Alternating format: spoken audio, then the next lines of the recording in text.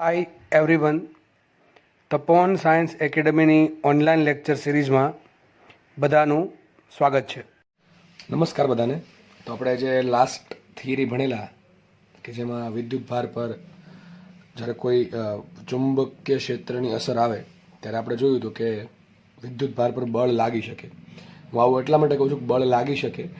હવે તમારામાંથી ઘણા લોકો એવું મનમાં રાખી દે કે ભાઈ વિદ્યુત ભાર છે એ ચુંબકીય ક્ષેત્રમાં દાખલ થાય એટલે બળ 100% લાગશે જ, એવું હંમેશા જરૂરી નથી. જેમ કે તમને એક એક્ઝામ્પલ આપીને સમજાવું સાઈડમાં, તો સમજો કે માનો કે કોઈ કણ છે એ જે દિશામાં વિદ્યુત ચુંબકીય ક્ષેત્ર છે એ જ દિશામાં વેગથી ગતિ કરે, તો આ કેસમાં ભલે ચુંબકીય ક્ષેત્ર છે ભલે વેગ છે, બંનેની હાજરી હોવા છતાં બળ 0 છે. ટૂંકમાં યાદ રાખજો, જ્યારે કોઈ વિદ્યુત ભારિત કણ ચુંબકીય ક્ષેત્ર બીમાં દાખલ થાય ત્યારે બળ લાગશે જ એવું કહી શકાય નહીં. હા, બળ લાગી શકે, નોર્મલી લાગી શકે, પણ એક જ કન્ડિશન છે કે બંને સમાંતર ના હોવા જોઈએ અથવા બંને વિરુદ્ધ દિશામાં ના હોવા જોઈએ. એટલે બીજી રીતે કહીએ તો બી અને વી વચ્ચેનો ખૂણો 0 ડિગ્રી અથવા 180 ડિગ્રી સિવાયનો હશે તો બળ લાગશે જ. આ વધતું ઓછું બળ લાગશે. પછી આપણે એમાં જોયું હતું કે ભાઈ માનો કે બે વચ્ચેનો ખૂણો છે એ 90 ડિગ્રી છે, તો તમને ખબર છે કે કણ એક જગ્યાએ રહીને વર્તુળાકાર ગતિ કરશે, અથવા કણ ટૂંકમાં વર્તુળાકાર ગતિ કરશે. એક જગ્યાએ તો ના કહી શકાય, કણ વર્તુળાકાર ગતિ કરશે. અને જો તમને ખબર છે કે ખૂણો બી અને બી વચ્ચેનો ખૂણો 90 ડિગ્રી નથી અને 0 ડિગ્રી પણ નથી, એટલે બેની વચ્ચે કયોક છે, તો આપણને ખબર છે એક સર્પિલ આકારની મોશન થશે કે જેમાં કણ છે એ વર્તુળાકારે ફરતો હશે અને જોડે જોડે આગળ પણ વધતો હશે. આ પ્રમાણે જે પેન ફરે છે એ પ્રમાણે ધીમે ધીમે આગળ વધતો હશે. તો એ પણ આપણે લાસ્ટ લેક્ચરમાં જોયું, અને એ કેસમાં તમારે પીચ ને બધું ભણવાનું છે, વ્યવસ્થિત ભણવાનું હતું. તમે ભણ્યા હશો વ્યવસ્થિત, એવું માનું છું. બરાબર છે. હવે એ થિયરીને આગળ વધારીએ. હવે આમાંથી એક ક્વેશ્ચન બહુ પૂછાય કે જે આજે બળ લાગ્યું, બરાબર, માનો કે બળ લાગે છે, હું માની લઉં છું. ટૂંકમાં વી અને બી સમાંતર નથી, તો માનો કે આ પ્રમાણે ધારી લે કે ધારો કે આ બી છે અને આ વી છે. સિમ્પલ કોઈ પણ આપણે કેસ લઈ લઈએ જેમાં બળ લાગતું હશે. આ થીટા છે, તમને ખબર છે 0 ડિગ્રી અથવા 180 ડિગ્રીનો સિવાયનો ખૂણો છે, 90 ડિગ્રી હશે તો મહત્તમ બળ લાગે, અને એ સિવાયનો ખૂણો હશે તો એ પ્રમાણે ઓછું બળ લાગશે, પણ બળ લાગશે, પાક્કો બળ લાગશે. હવે ક્વેશ્ચન આમાં ઘણી વખત આવો પૂછે કે આજે બળ લાગે છે, આજે બળ લાગે છે, બરાબર, આ બળના કારણે તમને ખબર છે બળ કોના કારણે લાગશે? તને બે ઘટક પડે. એક ઘટક હશે વી કોસ થીટા અને ઘટક હશે વી સાઇન થીટા. એમાં તમને ખબર છે વી કોસ થીટાના કારણે કોઈ બળ લાગતું છે નહીં. આ જે વી કોસ થીટા છે એના કારણે કોઈ બળ લાગતું છે નહીં, અને જે વી સાઇન થીટા છે એના કારણે બળ લાગે. કેટલું બળ લાગે? ક્યુ ઇન્ટુ વી ક્રોસ બી કરશો તો અહીંયા ક્યુ વી બી, એમાં V sine theta into B into Q, અથવા હું ફરીથી બોલું છું તો ક્યુ વી સાઇન થીટા બી અથવા ક્યુ વી બી સાઇન થીટા, આટલું બળ લાગશે. લાસ્ટ લેક્ચરમાં સમજાવું હતું કેટલું બળ લાગશે. એફ બરાબર ક્યુ વી સાઇન થીટા બી અથવા ક્યુ વી બી સાઇન થીટા, આટલું બળ લાગે. સિમ્પલ. તો આ જે બળ છે કોના કારણે લાગશે? આ જે ઘટક છે ને વી સાઇન થીટા એના કારણે લાગે. અને સીધી વાત છે કે આ જે વી સાઇન થીટા એના કારણે શું થશે? જે વિદ્યુત ભાર છે એ વર્તુળાકાર ગતિ કરશે. શું કરશે? વિદ્યુત ભાર વર્તુળાકાર ગતિ કરશે. અને જે વી કોસ થીટા છે એના કારણે કોઈ બળ લાગશે નહીં. હવે ક્વેશ્ચન ઘણી વખત આમાંથી આવો પૂછાય છે કે ભાઈ આ જે બળ છે એ બળની અસર હેઠળ કાર્ય કેટલું થાય છે? ઘણી વખત પ્રશ્ન પૂછાય છે. અથવા ગતિ ઉર્જામાં કેટલો ફેરફાર થાય? આ પ્રશ્ન ઘણી વખત પૂછાતો હોય છે. જો કે તમને આ તો આઈડિયા આવી જવો જોઈએ કે ક્વેશ્ચન આન્સર શું આવશે, કારણ કે તમને મેં ચેપ્ટર 6માં અથવા નિયમિત વર્તુળાકાર ગતિમાં ધોરણ 11ની વાત છે, બરાબર, જેમાં સમજાવેલું છે કે જ્યારે કોઈ કણ નિયમિત વર્તુળાકાર ગતિ કરતો હોય અથવા જ્યારે કોઈ કણ કેન્દ્રગામી બળની અસર હેઠળ વર્તુળાકાર ગતિ કરતો હોય ત્યારે કાર્ય 0 હોય. કારણ શું તમને સમજાવું છું. તો જો લખ્યું છે, માનો કે ચુંબકીય ક્ષેત્ર બીમાં કણ વી વેગથી ગતિ કરતા ક્યુ વિદ્યુતભાર માટે લાગતું બળ એફ અને સ્થાનાંતર ડી હંમેશા લંબ બળ. શું કહે છે સમજો. માનો કે આપણે કોઈ કણ છે, પેલું આ કેસ લઈ લઈએ કે જેમાં તમને ખબર છે અહીંયા શું છે, અહીંયા હશે વી સાઇન થીટા, આ વી સાઇન થીટા હશે. બળ ક્યાં હશે? બળ હશે અંદર. સીધી વાત છે.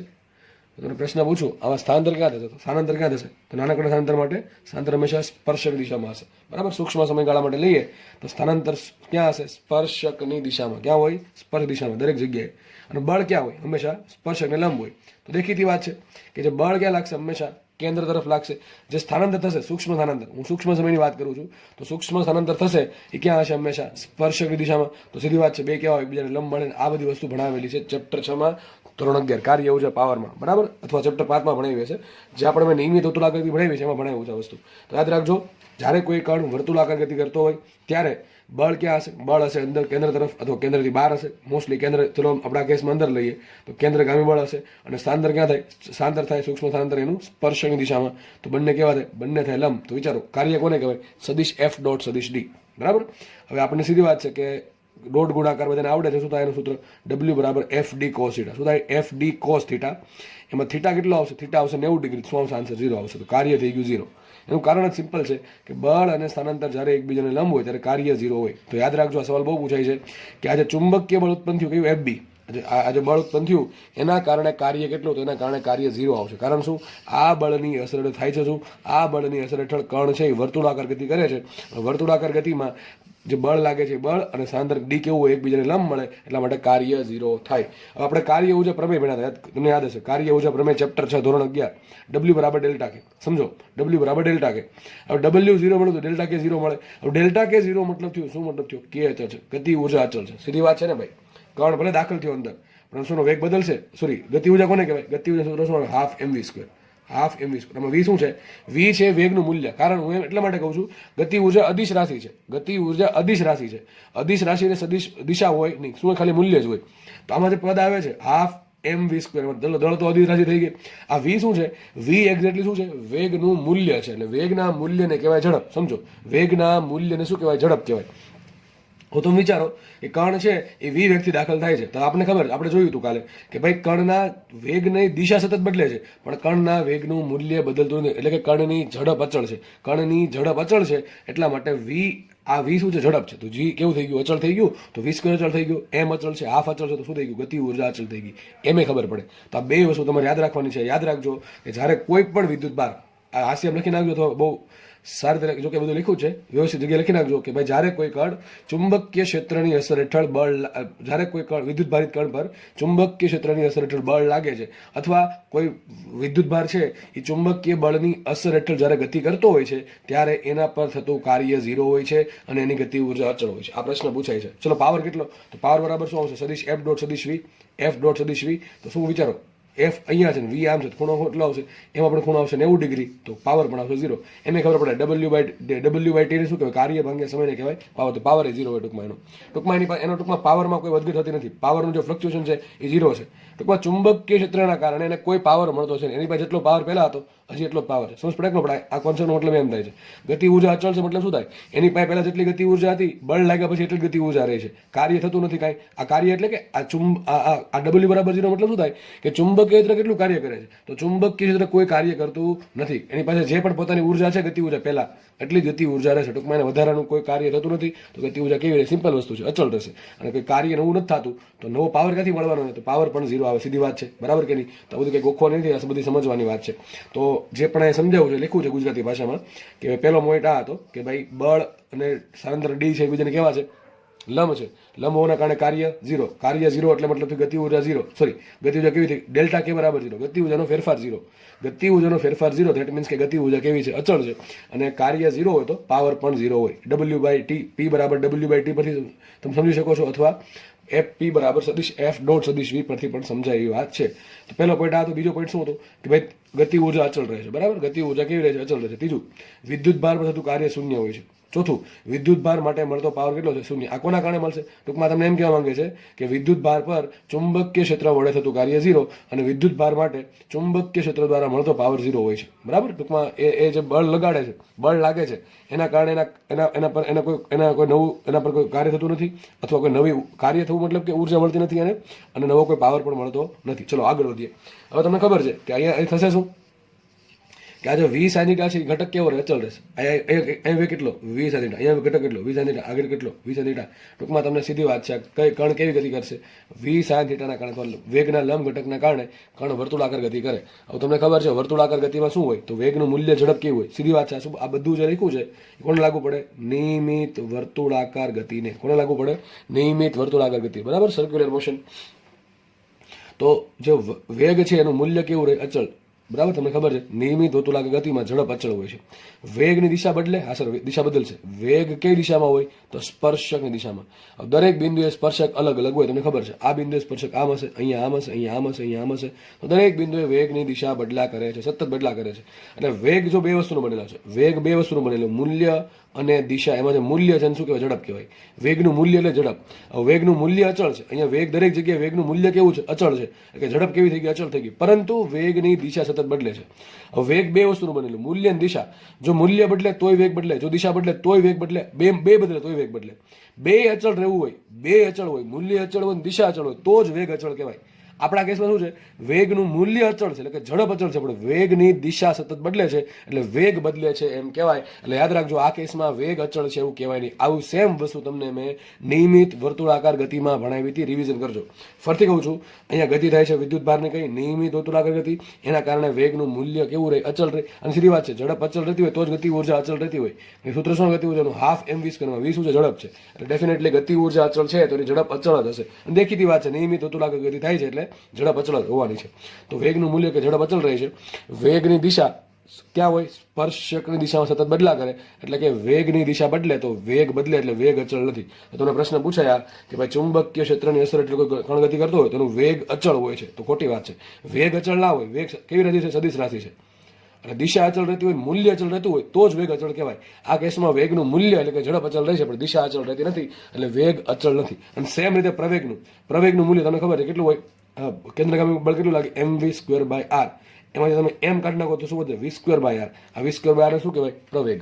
તો વિચારો, v²/r માં મૂલ્ય શું હશે એનું? v²/r. એમાં v કેવું? અચળ, r કેવું? અચળ. તો આ કેસમાં પ્રવેગનું મૂલ્ય અચળ છે. પણ તમને ખબર છે દરેક જગ્યાએ બળ ક્યાં લાગે? અને જે દિશામાં બળ લાગતું એ દિશામાં પ્રવેગ લાગતો હોય. તો વિચારો, અહીંયા બળ આ બાજુ લાગે છે તો પ્રવેગ આ બાજુ છે. જ્યારે કણ અહીંયા છે તો બળ ક્યાં લાગશે? આ બાજુ લાગશે. ટૂંકમાં બળ લાગે છે ક્યાં? હંમેશા કેન્દ્ર તરફ લાગે છે. લાગે છે કેન્દ્ર તરફ, પણ સતત બદલા કરે છે. તો આ કેસમાં પણ તમને આવું ભણાવ્યું છે નિયમિત વર્તુળાકાર ગતિમાં, કે જ્યારે કણ નિયમિત વર્તુળાકાર ગતિ કરતો હોય ત્યારે એનો પ્રવેગ ક્યાં હોય? કેન્દ્ર તરફ હોય, પણ સતત બદલા કરશે. તો મૂલ્ય કેવું રહેશે? અચળ રહેશે, પણ દિશા સતત બદલા કરશે કેન્દ્ર તરફ, એટલે પ્રવેગ પણ અચળ નથી. આ એમ પ્રશ્ન પૂછાય કે ભાઈ પ્રવેગનું મૂલ્ય અચળ, તો સાચું છે, પણ પ્રવેગ અચળ છે તો ખોટું છે. કારણ કે પ્રવેગ અચળ નથી. કારણ કે પ્રવેગ કોના કારણે અચળ નથી? દિશાના કારણે. દિશા જો એક જ દિશામાં લાગતી હોય તો પ્રવેગ અચળ થાત, પણ અહીંયા મૂલ્ય અચળ છે, દિશા બદલે છે પ્રવેગની, એટલે પ્રવેગ પણ સદિશ રાશિ હોવાના કારણે અચળ નથી એમ કહી શકાય. આ બધી વસ્તુ નિયમિત વર્તુળાકાર ગતિમાં આવેલી છે અને તમને આમાંથી પ્રશ્ન પૂછી શકે. તો આ થિયરી હવે પૂરી થાય છે. જે પણ થિયરી ભણાવી છે હવે પૂરી થઈ. કઈ?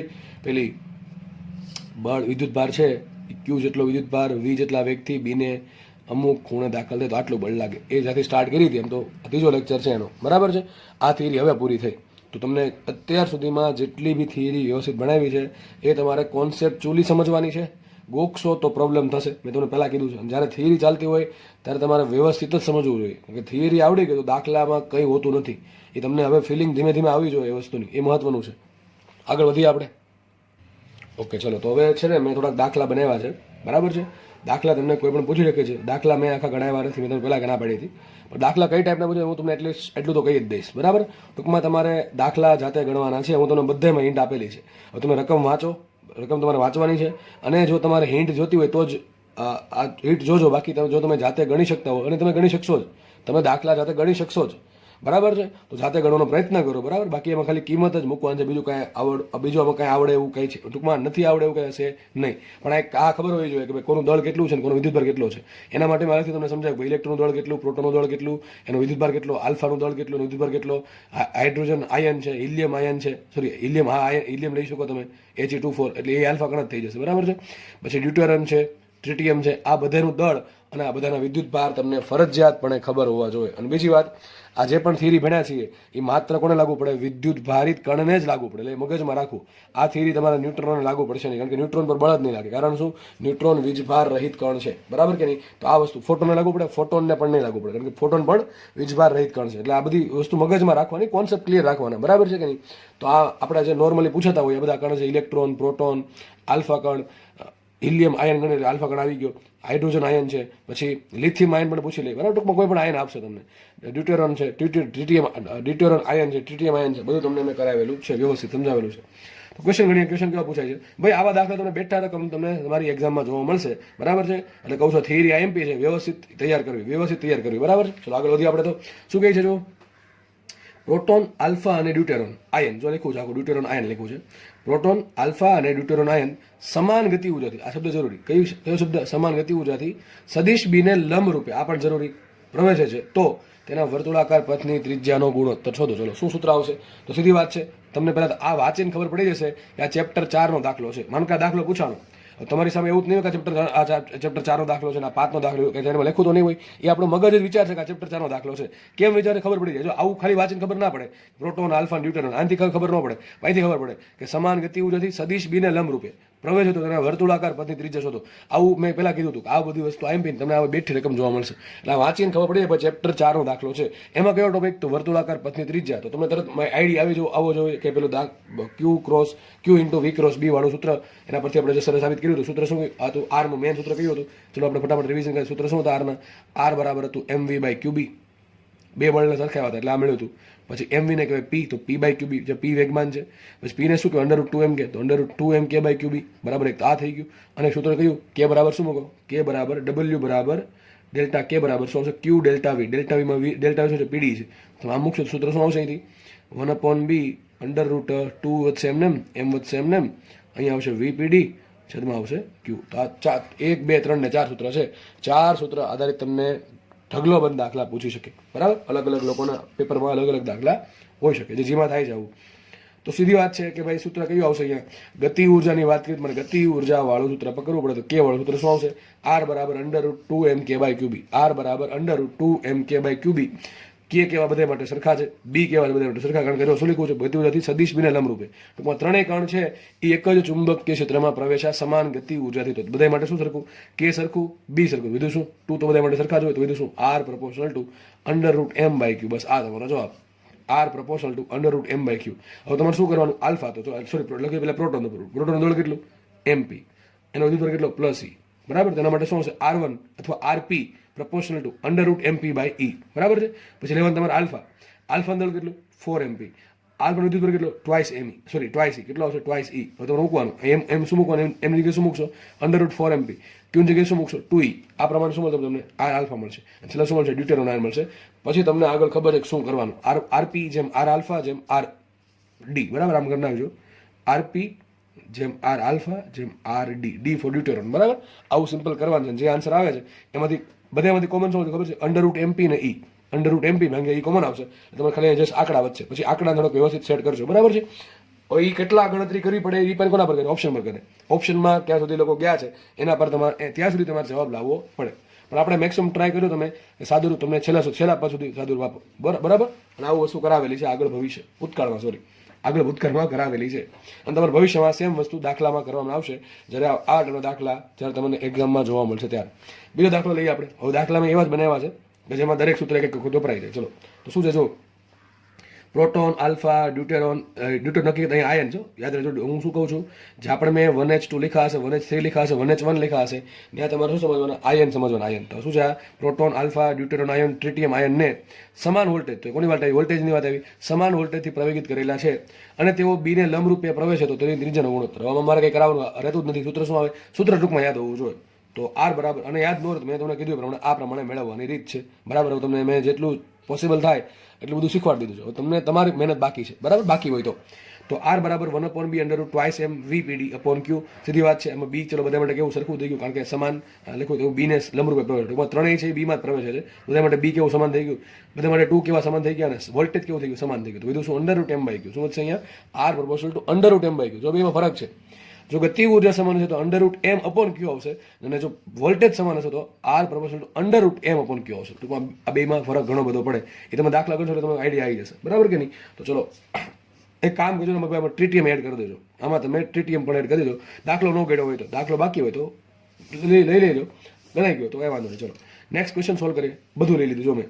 Electron, proton, alpha, hydrogen ion, deuteron ion, tritium ion, આ બધું લઈ લીધું છે. શું કીધું છે?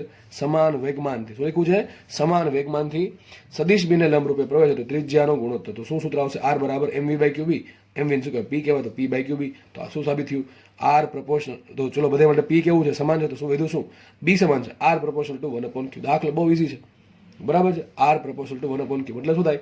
જેને વિદ્યુત ભાર મોટો એની ત્રિજ્યા નાની, જેનો વિદ્યુત ભાર વધારે એની ત્રિજ્યા ઓછી, તો જેનો વિદ્યુત ભાર નાનો એની ત્રિજ્યા મોટી. ઊંધું છે ને એટલા માટે. બરાબર? તો આમાં સૌથી નાનો વિદ્યુત ભાર કોનો હોય? ઇલેક્ટ્રોનનો હોય. ઇલેક્ટ્રોન ને પ્રોટોનનો આમ તો ઘણો હતો. બરાબર છે? હાઇડ્રોજન આ બધાને એ જ હશે. એક ખાલી આલ્ફાનો 2e હશે, બાકી બધાનો કેટલો હશે e જ હશે, એટલે બધા માટે ત્રિજ્યા લગભગ સરખી આવશે, કેમ કે એનું વેગમાન કેવું છે સરખું છે એટલા માટે. દાખલામાં બીજું કઈ હોતું નથી, આવા દાખલા પૂછાય છે.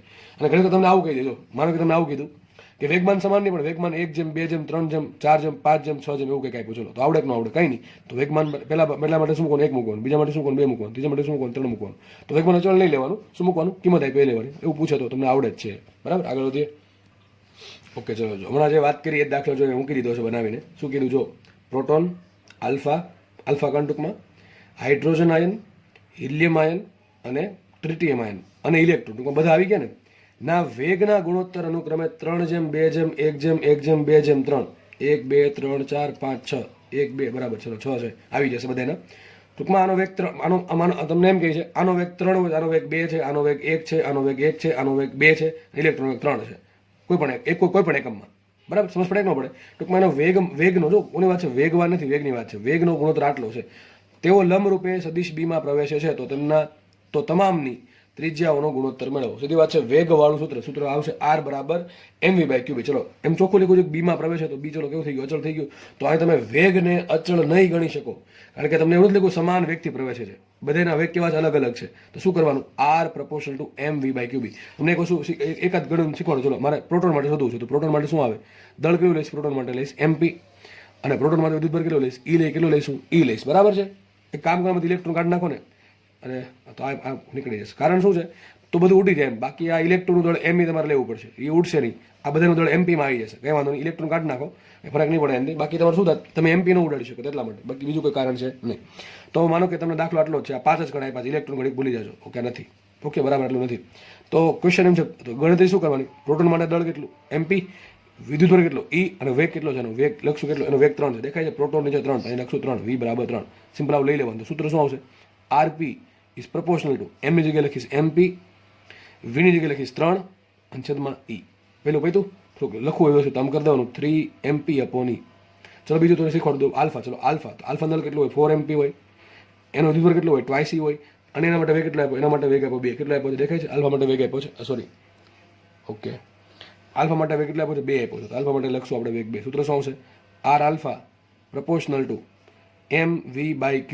તો m કેટલા છે, 4mp ઇન્ટુ v કેટલા લેશું, v લેશું 2, છેદમાં q કેટલા આવશે 2e.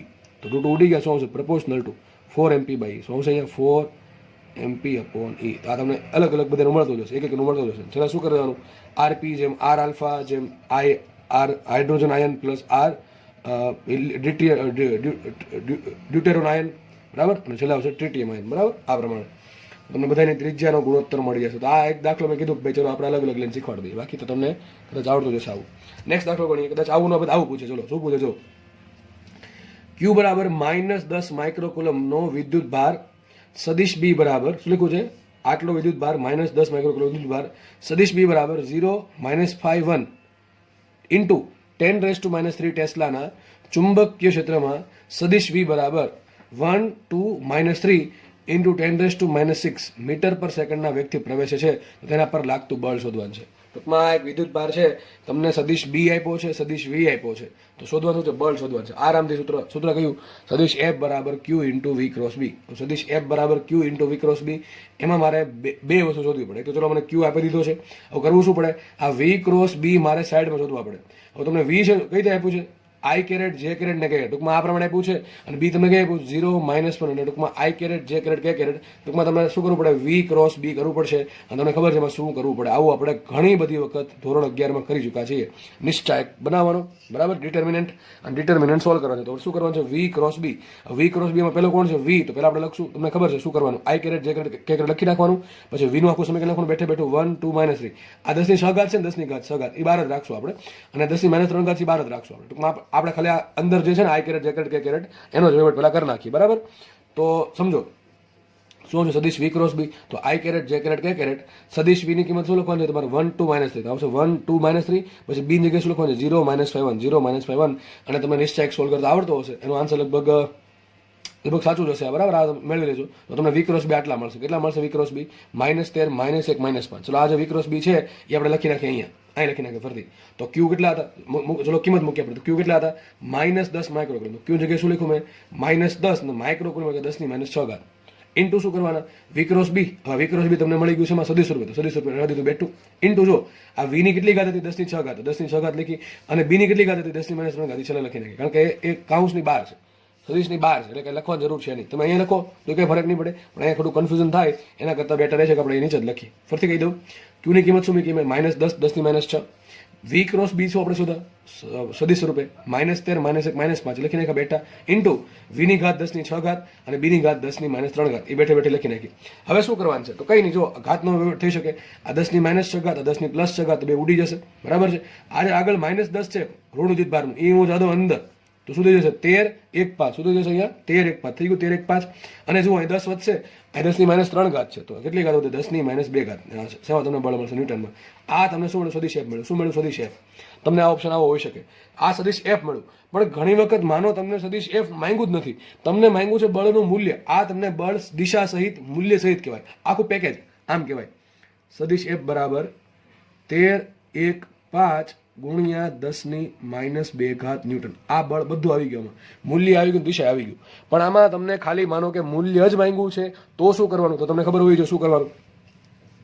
આનું મૂલ્ય શું આવડવું જોઈએ. ચલો આનું મૂલ્ય શું થાય, સદીશનું મૂલ્ય દરેક ઘટકનો વર્ગનો સરવાળો અને વર્ગમૂળ, 13 નો વર્ગ કરશો, પ્લસ 1 નો વર્ગ કરશો, પ્લસ 5 નો વર્ગ કરશો, અને આ 10 ની -2 ઘાત તો એમને રાખશો, બરાબર, અંડર રૂટની બહાર રાખશો, કારણ કે સદીશ એ પૂરો થઈ ગયો એટલા માટે.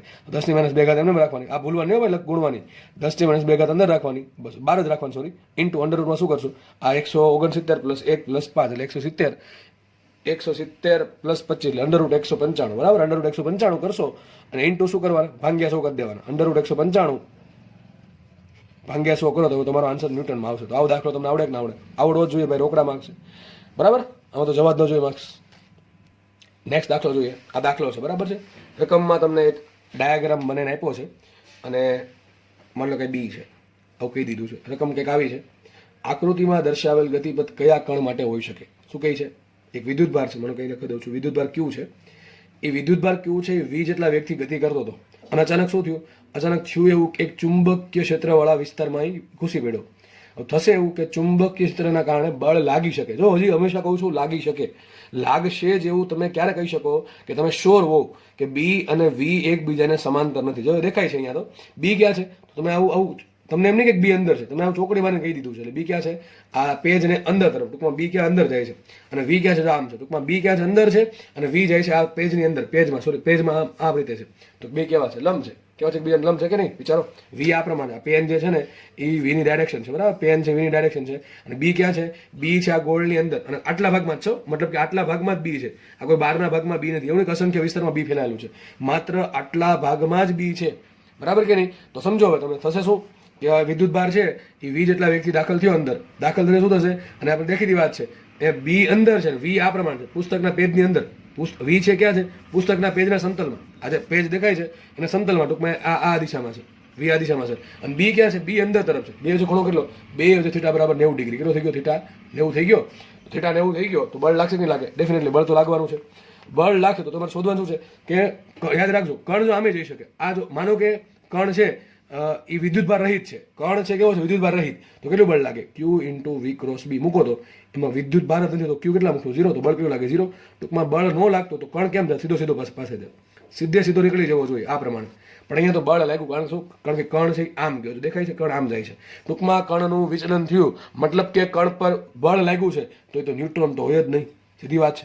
ન્યુટ્રોન હોય તો સીધો પસાર થઈ જવો જોઈએ, બરાબર કે નહીં. આમાં ન્યુટ્રોન આન્સર ક્યારે આવે, તમને એમ કીધું ને સીધો પસાર થઈ ગયો તો કોઈ કણ બળ જ ના લાગે ત્યારે, બરાબર, તો ન્યુટ્રોન આન્સર નહીં આવે. તો વધુ શું, પ્રોટોન આવી શકે, કાં તો ઇલેક્ટ્રોન આવી શકે, કાં તો આલ્ફા કણ આવી શકે. હવે તમારી કોમન સેન્સ એ વાપરવાની, આ બે કેવા છે, ધન વિદ્યુતભાર છે, અને આ કેવા છે, ઋણ વિદ્યુતભાર છે. તો આન્સર શું આવશે, ઋણ વિદ્યુતભાર આવવો જોઈએ, બરાબર. બે આન્સર તો પોસિબલ ના હોય જીમેનની એક્ઝામમાં, જો કે આઈઆઈટીમાં તો પોસિબલ હોય, મલ્ટિપલ આન્સર હોઈ શકે. પણ અત્યારે કોમન સેન્સ કહી દે કે આપણો આન્સર ઋણ ઇલેક્ટ્રોન આવવો જોઈએ. આપણે સાબિત કરીએ ઇલેક્ટ્રોન કેમ આવે. ચલો તો વિચારો, વી આમ છે, વિચારો વી આમ છે, અને તમારે શું કરવાનું છે, વી ક્રોસ બી કરો. ચલો હું તમને આમ કહું છું, વી આ પ્રમાણે છે, સદીશ વી આમ છે, બી ક્યાં છે, અંદર છે. તો ખબર ન પડે તો આટલી ખબર પડે કે નહીં ભાઈ, આંગળી ક્યાં રાખવાની, આંગળી બધી રાખવાની વીની દિશામાં. જવા ક્યાં દેશો, બી ક્યાં છે, નીચે છે. એક કામ કરું, ચલો પેન જ લઈ લઉં તમારા સમજ માટે. માનો કે આજે ઓરેન્જ પેન છે એ સદીશ વી બતાવે છે, અને જે સિલ્વર પેન છે શું બતાવે, બી બતાવે. બી ક્યાં છે, અંદર તરફ છે ને, પુસ્તકના પેજની અંદર, ટૂંકમાં આમ છે, અને વી આ પ્રમાણે. તો વિચારો તમારે શું કરવાનું છે, વી ક્રોસ બી કરો તો બધી આંગળી ક્યાં રાખશો, વી તરફ ફેરવશો, ક્યાં બી તરફ, તો અંગૂઠો ક્યાં સાંભળે છે, અંગૂઠો આમ જાય. તો વિચારો અંગૂઠો આમ જાય છે, ટૂંકમાં વીને લંબરૂપ ટૂંકમાં અંગૂઠો આમ જાય છે તો વી ક્રોસ બીની દિશા આ બાજુ છે. તો જો વિદ્યુતભાર ધન હોત તો બળ કેટલા લાગે વી ક્રોસ બી દિશામાં, તો વિદ્યુતભાર આમ ગતિ કરવો જોઈતો હતો. બરાબર, વર્તુળાકાર વર્ગ આમ થવો જોઈતો હતો. પણ અહીંયા તો ક્યાં જાય છે? આમ નીચે જાય છે. ધેટ મીન્સ આવું ક્યાં થાય? વિદ્યુતભાર ઋણ હોય તો જ થાય. કારણ વિચારો, વી ક્રોસ બિન દિશા આ બાજુ છે, વી ક્રોસ બિન દિશા આ બાજુ મળી આપણને, પણ આગળનો વિદ્યુતભાર ક્યુ કેવો હશે? માઇનસ હશે. એટલે આની દિશા ઉપર છે તો માઇનસના આ વિદ્યુતભારનો ક્યુ માઇનસ છે, એનું માઇનસ જો આને આપશો તો થઈ જશે દિશા આ બાજુ. વિચારો કેન્દ્ર ક્યાં બને? કેન્દ્ર બનવું જોઈએ તીર તરફ, તો કેન્દ્ર બનશે અહીંયા તરફ. અને ખાસ યાદ રાખજો, ઘણા આવું વિચારી નાખે, આવું વિચારે કે મને આટલા ભાગમાં બી છે, આટલા ભાગમાં બી સમજો.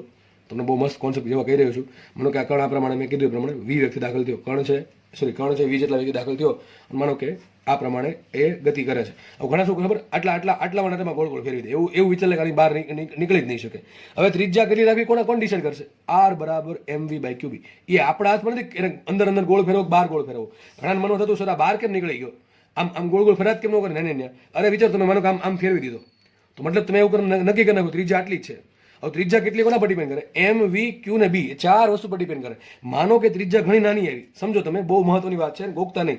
ત્રિજ્યા ઘણી નાની આવી, માનો કે ત્રિજ્યા એટલી નાની આવી છે કે અહીંયા વર્તુળ બળી જાય છે, તો આટલા ભાગમાં ગોળ ગોળ ફેરા કરશે. પણ માનો કે ત્રિજ્યાની કિંમત બહુ વધારે છે, એ કોના પર ડિપેન્ડ કરે? ચાર વસ્તુ પર ડિપેન્ડ કરે. હું કહી ના શકું કે ત્રિજ્યા ક્યારે મોટી અને ક્યારે નાની આવે.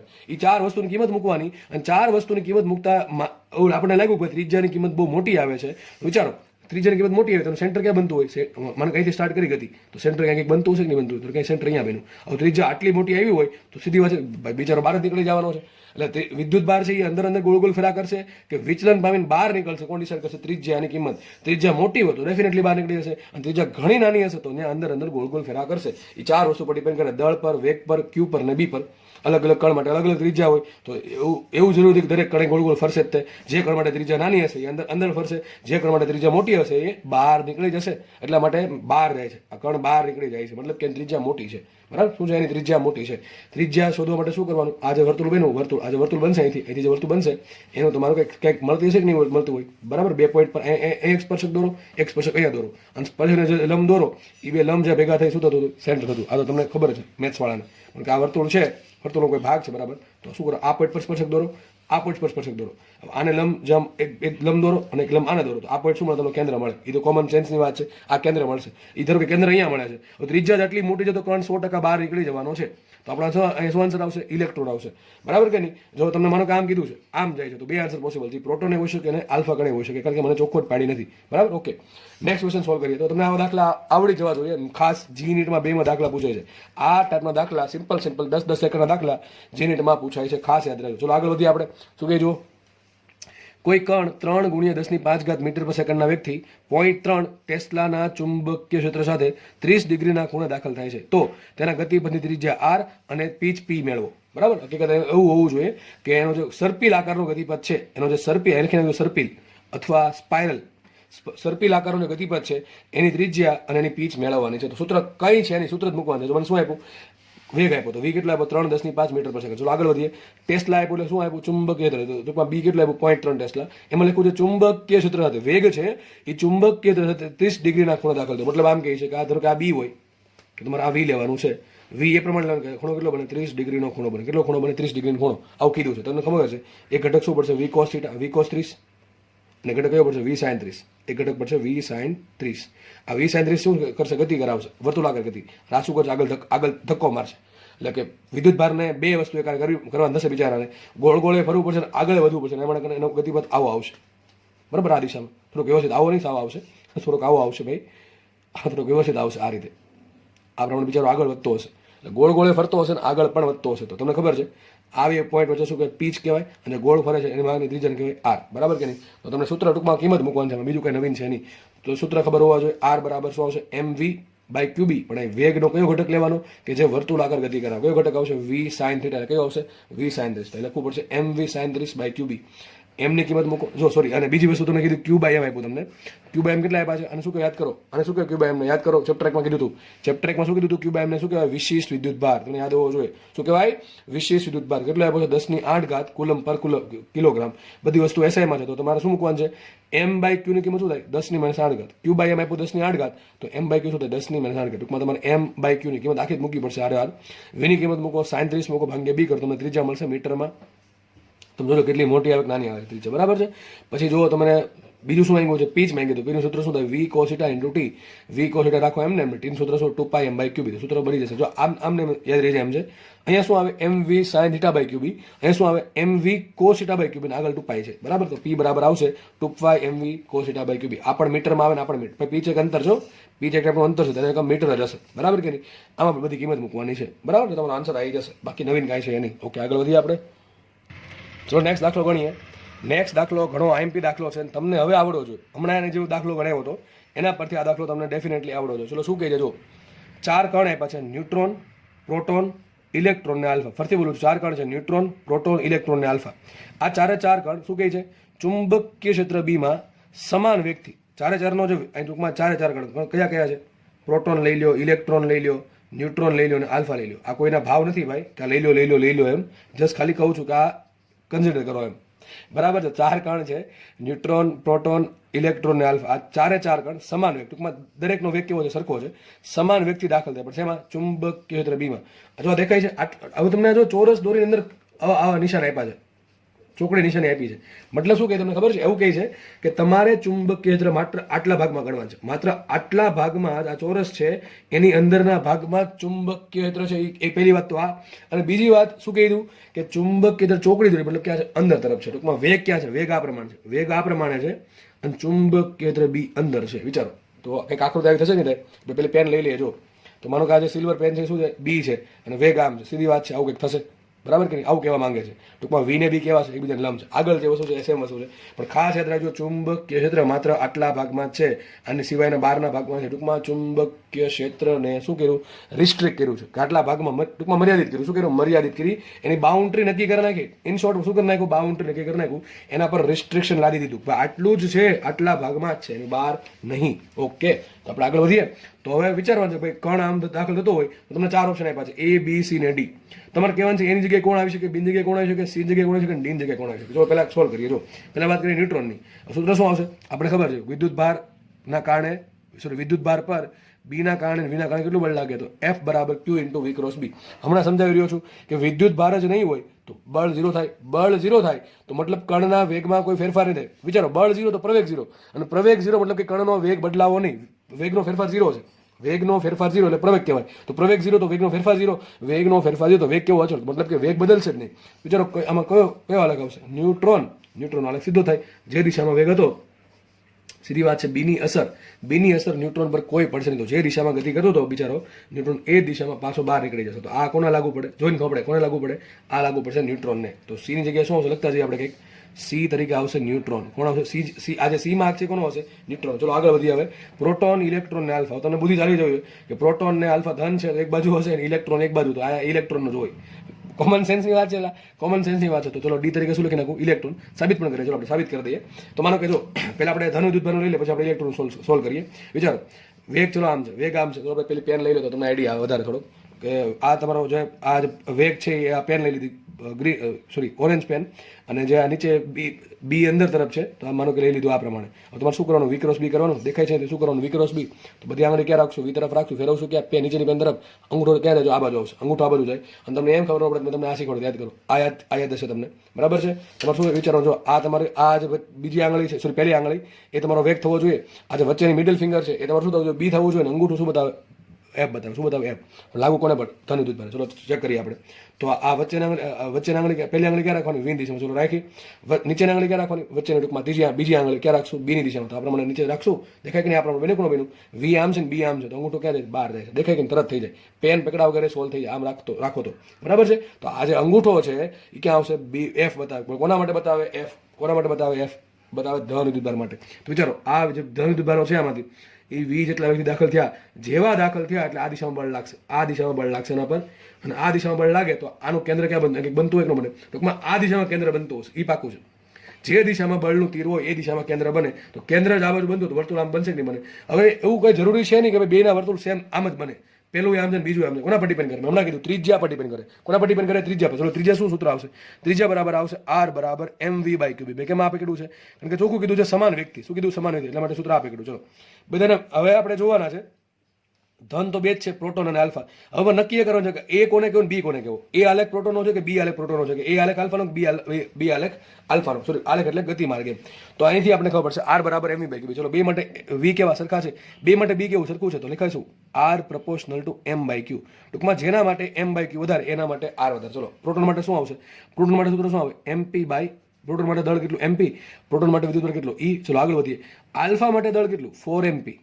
આલ્ફા માટે વિદ્યુતભાર કેટલો? Twice me. Sorry twice e. Sorry twice me ક્યાં? Twice e. શું આવશે આન્સર આનો? 2mp/e.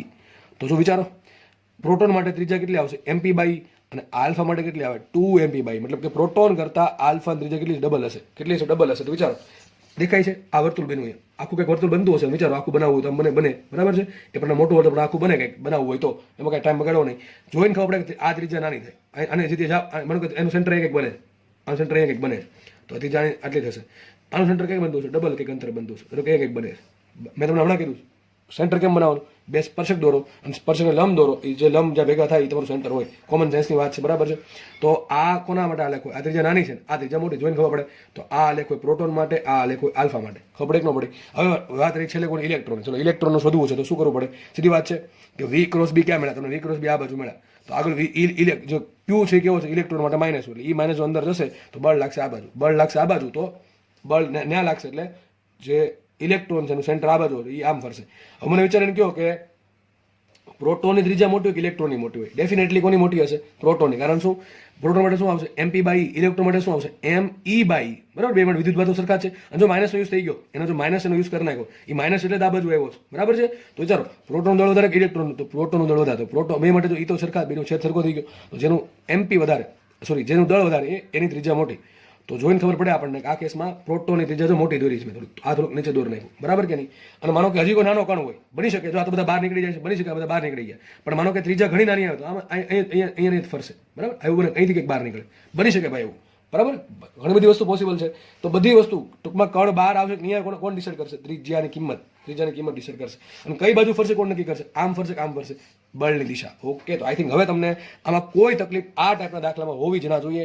ટૂંકમાં આ ટોપિક એન્ડ થવા આવ્યો છે, તમને આ વસ્તુ ડેફિનેટલી આવડી જવો જોઈએ. ચલો દાખલો ગણાવી દેવાનો. ઇલેક્ટ્રોનને ચોખ્ખું લીધું છે. આ દાખલો પૂછેલ દાખલો છે, એટલે આ દાખલો એક કામ કરજો, હોમવર્કમાં ગણવાનું છે. આ દાખલો લગભગ જીમાં પૂછાયેલ છે, અને કેલ્સી યુઝ નથી કરવાનો. Do not use your calculator. આ દાખલો ગણતી વખતે કેલ્સીનો યુઝ કરતા નહીં. જે પણ દાખલો થાય, ગમે એટલો થાય, જાતે ગણવાનો છે, કેલ્સી યુઝ કર્યા વગર, બરાબર? ક્વેશ્ચન શું કહે છે?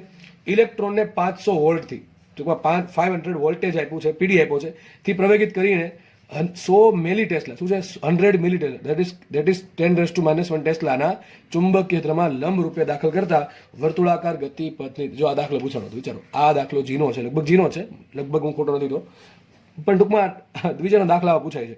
તો ટૂંકમાં આમાં શું કરવાનું છે? વિચારો, તમને વોલ્ટેજ આપ્યું છે, મારે સૂત્ર શું પકડ પડે? વોલ્ટેજનું. માનો તમને સૂત્ર વોલ્ટેજનું યાદ નથી, એટલા માટે મેં લખ્યું છે. સૂત્ર શું આવશે? R બરાબર mv/cubic. mv બરાબર શું મૂકો? P મૂકો. P બરાબર શું? √2m કે મૂકો.